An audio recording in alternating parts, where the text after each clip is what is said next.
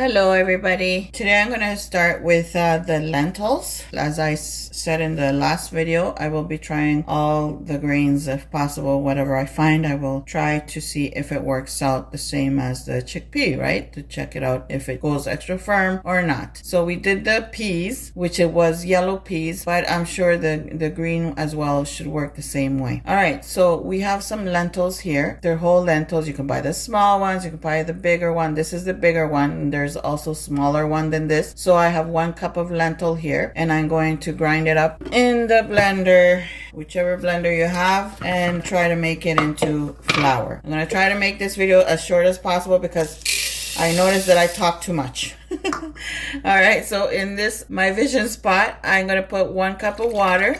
And I'm sure probably I will need more, but we will start with 1 cup, okay? And I'm going to turn this on into not high, but close to medium, because I don't want it to boil immediately, because I'm going to be grinding this up, so it's going to take a few minutes, just like we did the last time. I'm going to make it into flour. Okay, so there's my flour. Now to start with my pot, I'm not going to wait until it boils, and I don't think it will be a big deal.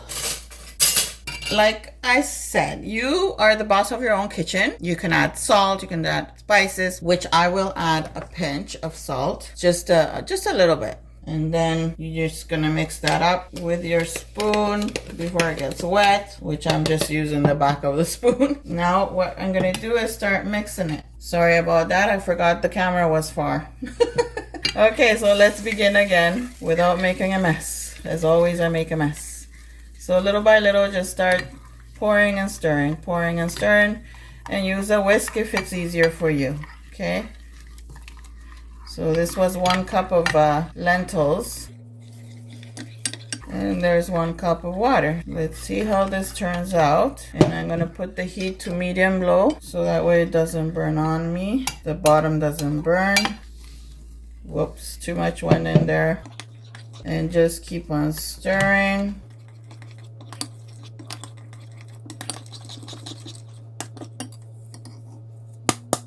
As you can see, it's really dry now because it's not enough water. So I will be, here I have some boiled water. I'm gonna pour half of it first.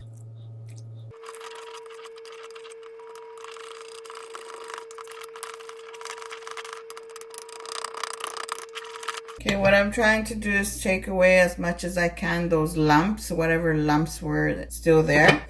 I'm squishing it down from the bottom like that, and then or against the wall here, whichever way is easier. It's still a little dry, but I think it's enough for me. It's enough of water, 1.5, but if it's up to you how you do it. I should have had some cumin, but anyways, like I said, I want to do it simple and easy for all of you to experiment with me, and then the spices is up to you. Okay, let me just press it down. Once it starts bubbling, that's when it's cooking. Don't stop stirring. Just quickly spray your pans, your molds that you're gonna use. That way you're not in a rush at the end. Now this, you can, once it firms up, if it firms up, because I'm not sure, you can cut them in slices or however you wish. You can cut them long to make them like fries and put them in your air fryer.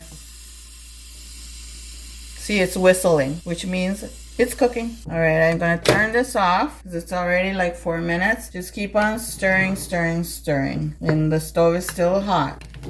Once you're done pouring it in your molds, this pot is so easy to clean. Just pour some water right away and then put it back on the stove because the stove is still hot, and that will help it unstick the bottom. Just pour water in there and trust me, it's a piece of cake. It will just come out. There's no difficulty with these pots. Sorry, my kitchen is a mess. Sorry, but that's a person that's busy in the kitchen all the time. And I have all my kitchen a mess because I'm gonna reorganize my cookware, my plates. You need a spatula to help you with this. I think I scraped everything. So there we go. I put water in here and then put it back on the stove. I grab my spatula right away and I start pressing down on this little thing. And this one too. I want to take out everything. Oh, the goodness. I love lentils. I don't know about you guys, but I love lentils.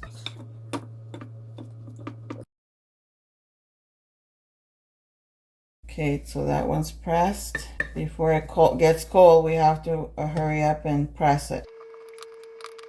So this will be cooling down for a couple hours. This time I'll make sure I do an update, making sure it's really 2 hours. Last time I didn't wait 2 hours, but anyways, I still made out the ending. I let you know if it was really firm or not. Let's hope this firms up really good. All right, so I will be back when this is firm. Okay, so we're back again, and I have my plate ready, and here is the finishing results. Okay, the best way is to grease your little molds so that way it's easy for them to come out. It looks kind of ugly, but but we will see how this will work out.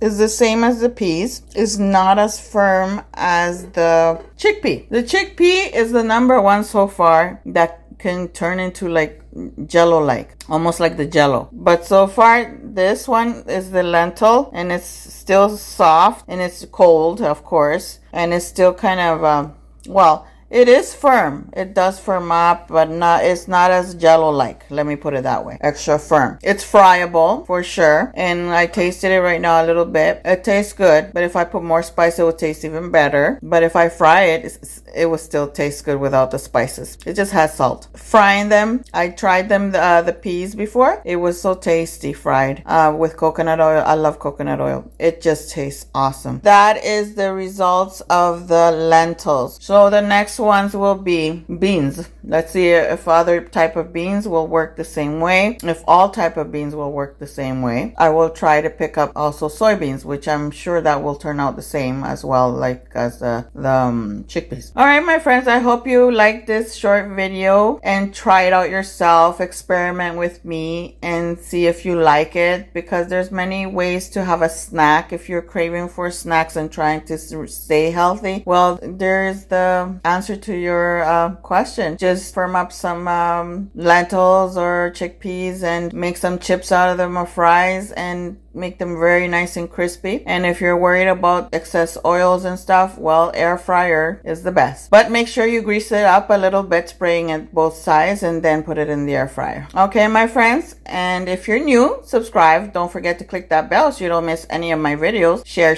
my videos, and hope to see you again in the next video. Thank you all for watching. Bye.